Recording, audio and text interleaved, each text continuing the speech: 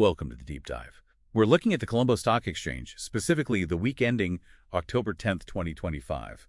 And the big headline, a really decisive technical breakout. That's the main story, yes. It feels like we've moved past just recovery now. The sources point to a huge surge in capital. Right, a shift into maybe full-blown expansion. Exactly. And the proof, it's right there in the index numbers. Both the All-Share Price Index, the ASPI, and the S&P SL20 hit new highs for the year and the last 52 weeks. Okay, so give us a key number for the ASPI. The ASPI closed at 22,318.72. That's up just over 1% for the week, 1.01% to be precise. It really validates this multi-month rally we've been seeing. You mentioned a capital surge. That sounds like the core of it. It absolutely is. The effective average daily turnover, basically how much money changed hands each day, it jumped massively. We're talking 39.04% higher than the previous week. Wow, 39%. So what does that translate to in actual rupees? It pushed the average daily turnover up to 9.26 billion Sri Lankan rupees per day. That's a serious amount of liquidity. Okay, but how do we know that wasn't just like a load of small retail investors getting overly excited? Speculative frenzy.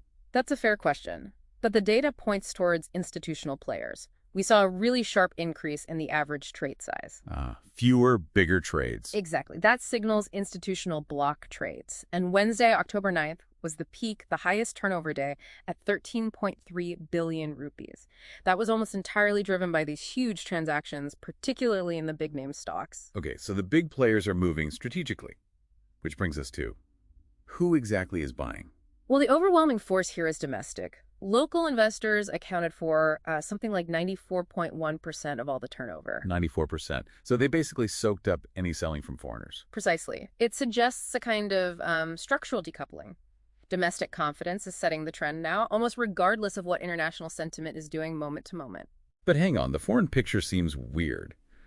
Our sources show a net foreign outflow, still selling overall, but at the same time, foreign purchasing actually doubled, up over 100% week on week. Yeah, it's a bit schizophrenic, isn't it? It is a mixed signal, but that doubling of buying activity, even while there's still net sellers, is pretty significant. What might that suggest? It could mean international sentiment is hitting an inflection point.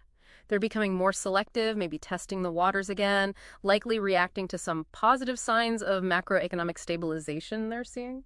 Interesting. Okay, let's talk quality. Was this rally broad-based or just driven by a few names? It seems pretty fundamentally sound, actually.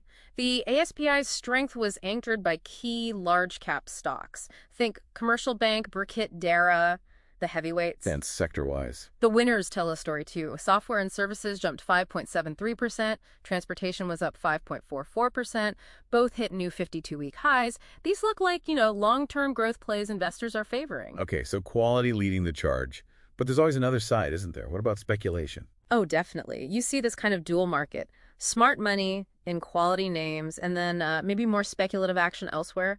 Look at diversified financials. Right, that sector had both the week's biggest winner and loser. Exactly. S&P leasing shot up over 71%, while FC treasuries dropped more than 12%. Same sector, completely opposite extremes. It shows there's still that high-risk, volatile element playing out simultaneously. So bringing it all together, the technical picture. It's pretty clear-cut. You have the simultaneous 52-week highs across major indices, plus that huge institutional liquidity surge.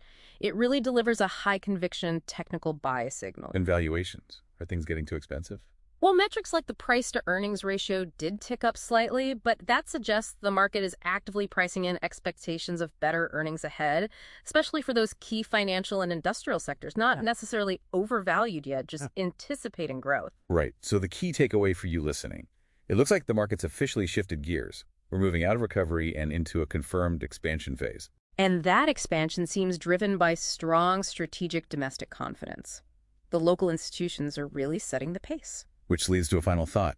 Since the market is effectively in uncharted territory for the year, and it's the big institutions leading. Yeah, the old reference points might not apply. Investors probably need to ask, what are the new markers? What psychological levels, maybe like 23,000 on the ASPI, should we be watching now to gauge the next potential resistance? That's the puzzle going forward.